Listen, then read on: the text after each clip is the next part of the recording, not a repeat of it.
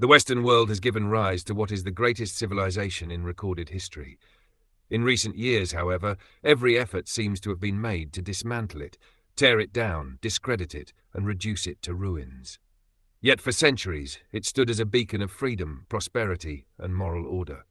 Like any society composed of flawed men, it was not without faults. But compared to any other civilization the world has known, it was light years ahead. Just consider that today, people from every tribe and nation continue to line up for a chance to live in traditionally Western countries. So what made the Western world so unique?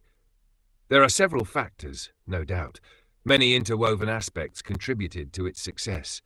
However, one key element has largely been forgotten: the cooperative relationship between the church and the state. History offers us countless examples of the dangers that arise when these two institutions either blur their boundaries or encroach on each other's God-given roles.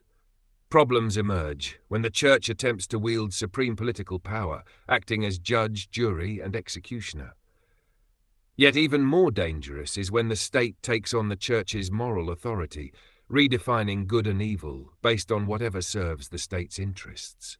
For most of history, societies had little to no distinction between their religion and their rulers.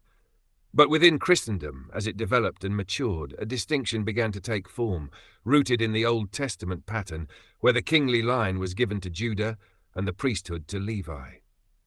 This biblical model laid the groundwork for a clear separation of powers. The king was not the church, and the church was not the king. This distinction brought with it many societal benefits, one of which was that the state was never mistaken for a Messiah. Its role was important, but limited. It enforced the social conscience. It did not define it. The concept of salvation, moral leadership, and calling society to higher standards was reserved for the church. But in recent decades, the church has become increasingly sidelined, not because its role is any less essential, but because the state has taken upon itself the responsibilities once held by the church. Charity, welfare, moral teaching, social relations, and community building are all now managed by the state. And unsurprisingly, the results have been disastrous. The state was never meant to function as the church. For instance, where the church once distributed aid through voluntary charity, the state now uses its one ultimate instrument, force. Pay your taxes or face punishment. What was once an act of generosity is now enforced by law. This shift has led to ever-increasing government control over private property, to the point where many people effectively lose half their income to taxes and fees, only to become more dependent on the state for services they can no longer afford on their own. But the civil government does few things well, and one thing it consistently fails at is pretending to be a civil messiah. It cannot make men good. Its God-given task is to punish evildoers, not to redeem them. The state is not a savior for the people, and every attempt to act like one turns it into a threat to the people. It cannot save the people from themselves, because its ultimate point of persuasion is the end of a sword. The threat of violence may alter a man's behavior temporarily, as long as the threat is present, but it cannot produce lasting or meaningful change. Once that threat disappears, people revert to their natural state. The sword may control actions for a moment, but it cannot change the heart. For that, something else is needed, something the state is increasingly opposed to, a Messiah outside of itself.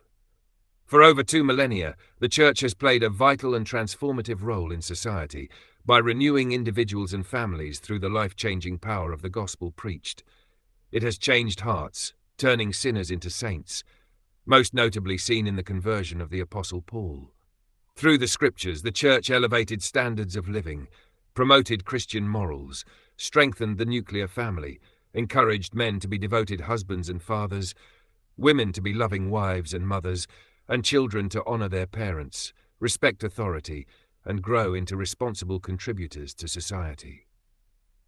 Is it any wonder that these values have eroded alongside the West's abandonment of Christianity? It is no mere coincidence that the decline of the West just so happened to follow its decade-long militant de-Christianization. And yet there is no returning the glory of our once great civilization without returning to that which made it glorious, Christianity. Christianity was the bedrock, the foundation upon which Western civilization was built. Without it, the Western world as we know it cannot stand. A structure cannot remain upright without its foundation. And as it begins to crumble, disorder is the inevitable result. In the absence of the Church's refining and stabilizing influence, the state feels compelled to step in and enforce order. But it can only do so by force, through threats, legislation upon legislation, punishment, imprisonment, and the confiscation of property. The state is no messiah, yet in the vacuum left by the sidelining of the Church, it will inevitably attempt to become one. Because every society needs a messiah, every society needs a saviour. But without Christ, there is no true saviour. History is filled with examples of nations without a messiah, and the chaos that results when governments or powerful individuals attempt to fill that void. The consequences are destructive and deadly. Western success was, in part, largely due to the necessary and cooperative relationship between the state and the Church. The West possessed what no other nation had, a messiah other than an all-powerful state. Those in power understood that the state was not the messiah, it was a servant of the Messiah, Jesus Christ. However, a state without the Church will inevitably attempt to take on a messianic role. In a fallen world, humanity longs for salvation, and the deeper the need, the louder the cry for a saviour. Until the state recognizes that it is not that saviour, and that Christ is, Western civilization will continue its regression into paganism, lawlessness, and chaos. The West thrived not only because Christianity transformed individuals, but also because it placed necessary restraints on the state, which constantly yearns to wield unchecked power through the sword. Christendom reserved the role of Messiah for Jesus, the High King. As long as the state respected Christ's authority, acknowledging that its own power was delegated and therefore limited by God, the West moved steadily toward freedom, prosperity, and human flourishing. As such, there will be no return to the order that made the Western world great until the state renounces its Messiah complex, until it acknowledges the limits of its God-given power and once again recognizes that Jesus Christ alone is the Saviour of mankind in this world and the next.